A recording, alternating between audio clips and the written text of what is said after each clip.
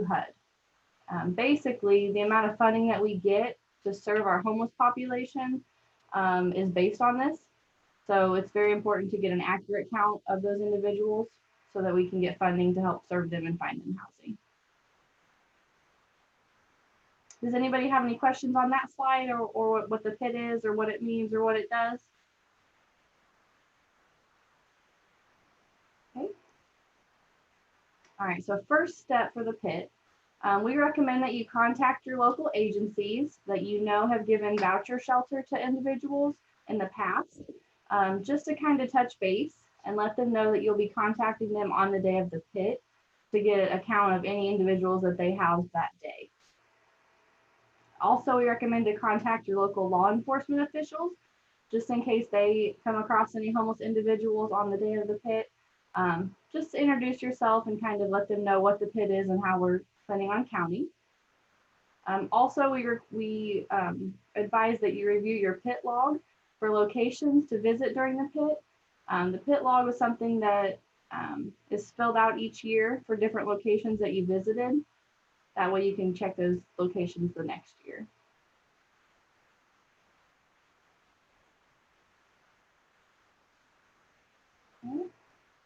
This year, because of COVID-19, there were some changes from last year.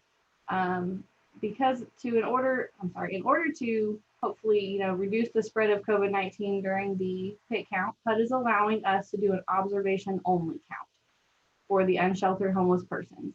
So what this means is instead of going up to someone and talking to them, like you may have done last year at the park or the laundromat or wherever, this year we're requesting that you do not do that. And you just observe them only and record what information you can. For this year, we will use the new observation only form, and we ask that individuals gather as much information as they can by observing them from a distance. So preferably staying in your vehicle to avoid contact. We will also continue to call local agencies to gain information on the sheltered homeless individuals the same way we did last year. So basically all your individuals that are sheltered in one of your programs or through your CEFS voucher shelter, we will pull the records from HMIS to count those.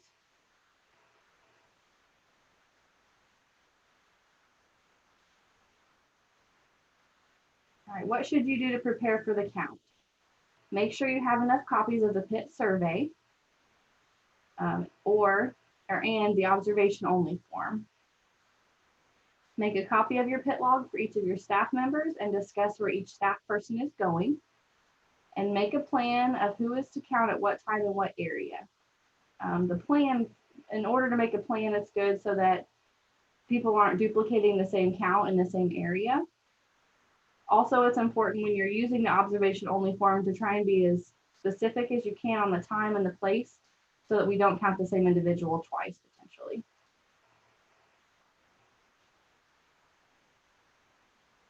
During the count, safety is the first priority.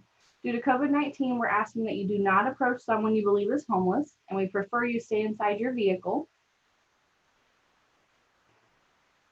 The counting starts with a point-in-time survey form or the observation only form. It's very important that you write legibly. We tried to make the form easier this year to use, but please make sure that you write legibly so we can understand what you were saying. On every form, we ask that you write your agency, county, region, and who's completing the form. If it's a household that has two separate papers with it, please write that on both pages. Sometimes when we fax them back and forth, they get messed up or put with different households. So please write that on every single form. Hey, Jess. Yes. On region, or is that referring like for our staff, it'll be central? Yes, ma'am. Yep. Everyone, that'll be central. And honestly, if you put agency, if you put CEFS, we'll know that's central. But yeah, just make sure that we know what county for sure and what agency, and then region, yeah, is central. And then in order to make the form easier to fill out, we've changed to include check boxes. So I will go ahead and show you the new form we will be using.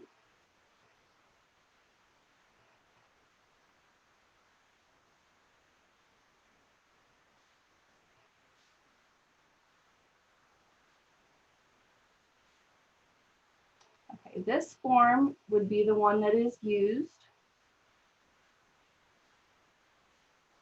for sheltered individuals. So basically, if you have a church, for instance, that puts somebody up in a hotel and you call them to ask them, this is the form you would fill out. You'd mark the type of location, how many adults or how many people are staying together. So like what kind of household is it? What's the composition? How many adults and how many children? The sponsor name right here is the organization that is providing the housing. So if the church is paying for the housing, you put the church name there.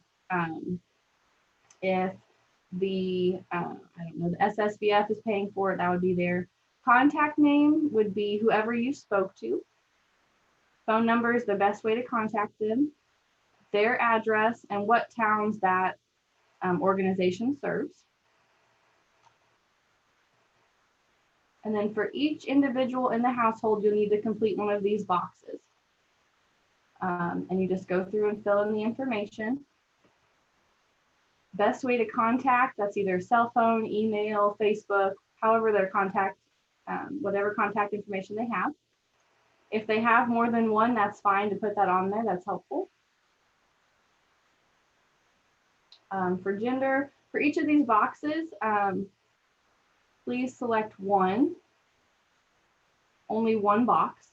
So for race, if it's more than one, just put multiple races. Disability, they've got questions on DV down here. For household information, please make sure that only one person is marked as the head of household. So if it's a family, the father potentially could be the self, the wife would be significant other, and the children. If there's anybody that's not, doesn't fall into those categories, just click other.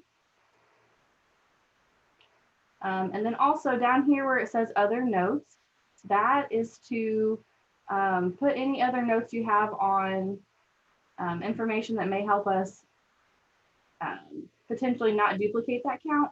So if, for instance, if you saw somebody sleeping in the park, you could put what kind of sleeping bag they had, what color of tent, just little notes here to hopefully not let us duplicate the count.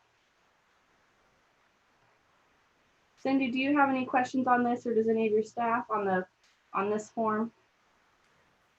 Yeah, I saw a few questions come in. One question is, if a church services the whole county, do we just put the county, or do you need each town listed? If it's the whole county, the county's fine. Okay. And then someone says, just to clarify, we are filling out this form for individuals sheltered only on the day of the point in time count, and that would be yes. Right. Yep. And the day, we need to put that in the slide, but the day we're counting is January 27, 2020. So potentially you could talk, so if a church put somebody up on the 27th, you could speak to them that day. Or if you talk to them on the 28th and they said they housed somebody that night before, that would be acceptable as well.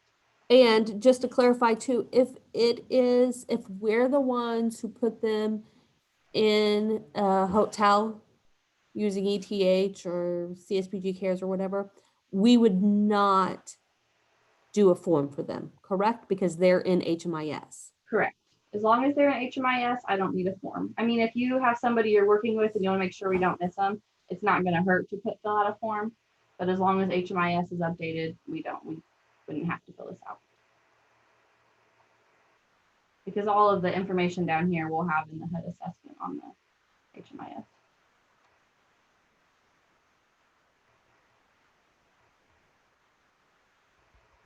Any other questions?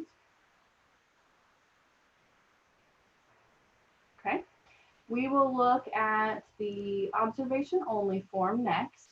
So this would be for unsheltered individuals. So anybody you see outside in a laundromat, in a vehicle, that sort of thing. So the top section is the same as the other form. Notice on here we do have the section for the time. Please make sure that you put AM or PM, just to be as specific as we can. Also on the type of location where they're observed, when you mark a box, please be as specific as you can as to where that was. So if it's an abandoned building and you mark that, be as specific as you can at the corner of such and such street or whichever you can for that. And for the observed only form, we're just asking you to do your best. We understand you may not be able to get all of this information, and we don't want you to guess if you don't know, but we're just trying to get as much information as we can for this. So again, please mark 1 in each box. If you don't know, just leave it blank for that box, and that's sufficient as well. Are there some questions coming in, Cindy or Bonnie? Nope, I think we've got them all answered. Okay. All right, any questions on this form? Okay. Back to PowerPoint.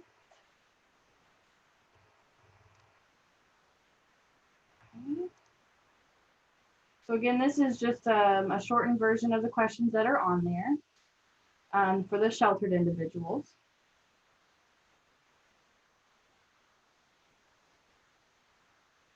So motel and hotel vouchers. If an individual is staying at a hotel or a motel, it was paid for by a church or another agency. It's extremely important that we have that sponsor information. So again, either towns or county that agency serves. If it serves larger areas than just towns, is fine.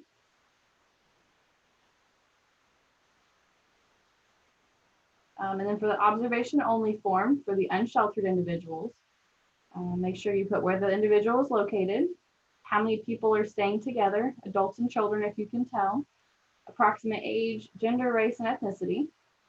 We understand you may not be able to collect all the information, and that's absolutely fine. Please just do the best you can. But whatever information we can get will be helpful. So. All right, so the chronically homeless question. Hey, Jess, I had one question come in. If we are not approaching, we are not to guess ages, gender, etc. You can, if you feel comfortable with that, that's fine. However, we put that on there because there may be some individuals that you've spoken to in the past that you know those things. But yeah, just do the best you can. We have a waiver from HUD just to do a head count. So if you're not comfortable guessing or you don't know, that's absolutely fine. Just leave it blank. The age category, I think it's more of a range, so it might be easier to guess the age, but I mean, it's up to you. If you don't feel comfortable guessing that either, just leave it blank.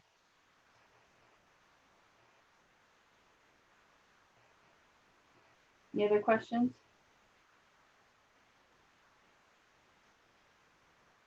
Okay. That was it for now. Okay. In order to mark the chronically homeless category, so this is for sheltered individuals. There's no way that we'll be able to check this for unsheltered. We would need to know the 2 following questions. Have you slept in any of the locations listed in question 1 every night for the last year? So all of those locations are places not meant for human habitation. So, laundromats, cars, outside, abandoned buildings, all of those places. If they answer yes to that question, so they've been literally homeless for an entire year, that counts as chronically homeless. Or have they slept in any of those locations in question 1 for a total of 4 or more times in the last 3 years, totaling at least 12 months? So what we're interested there in that question is knowing if they've been literally homeless for at least 12 months in the last 3 years, basically. And if that would be the case, then you would click yes on the chronic question. Any questions on that? I know it's kind of, we usually have questions on that one when we talk about that. I guess just to reiterate that there must be a disability too. Well, and you can, yes, that's true. On the form, I think there are 2 separate boxes. One's for disability and then one's for the chronically homeless. So if you end up marking that they're chronically, but they're not disabled, we won't count it when we report it. But if you ask the question, that's their answer, that's fine also. But yes, they must be disabled also. So very few people will actually likely have this on their form. We usually don't see very many of these, but.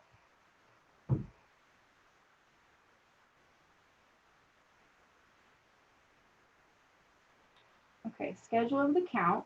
Ideally, we would like to have coverage for the entire 24 hours of January 27th. However, we understand that's probably not going to happen, especially this year with COVID and no volunteers and all of that. How we've done it at URBA in the past is we suggest counting in 4-hour blocks. So if you're going to be canvassing the area, maybe split it up into 4-hour blocks. It'll be potentially easier to find homeless individuals in the evening, because you may not be able to tell if they're homeless or not during the day, if somebody's at the laundromat or gas station, that kind of thing. We also will need individuals to contact your local churches or agencies to see if they've placed anyone in a hotel motel for that time period. So the night of the 27th is what we'll be looking at for that. And it would be helpful to make a schedule for who will be canvassing when and in what areas. This is also helpful for next year. If we keep good records this year, then we can use them next year and hopefully canvass the same areas also.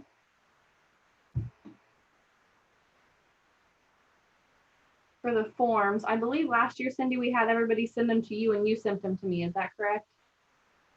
Yes, and that's what I would want to do again. Okay. When do you want them to have the forms to you? You want them no later than the 10th. Let me pull up a calendar here real fast. And so if I can have them by the 5th. Okay. So please get your forms to Cindy by the 5th, and then she'll compile them and send them to me. That would be wonderful. Do you want them emailed to you, scanned to you? How do you want them to you, Cindy? They can just scan them by email. Okay. So then we've got time for questions. Also on the screen is my phone number. So if you're doing the count and you have questions that day or before that day, feel free to call me. And then also Bonnie's phone number is on here as well. These are our cell phone numbers. So if you run into something that day that you need an immediate answer to, feel free to reach out. But are there any other questions about anything? Is there anything that anyone wants to go back to a slide and see?